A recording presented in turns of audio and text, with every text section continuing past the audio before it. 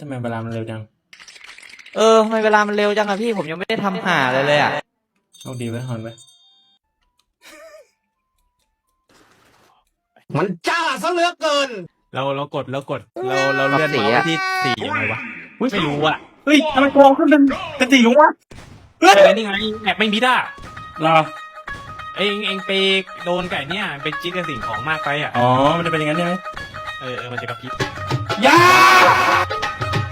พี่จะตายวะมันตัวตายแล้วจิโน่กูจุกอยู่ไหนวะไปแล้ว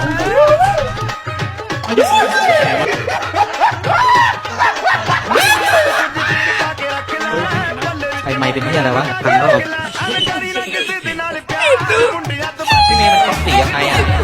เราก็มีเองเหรอต้องบอกนี้ต้องบอกนี้เ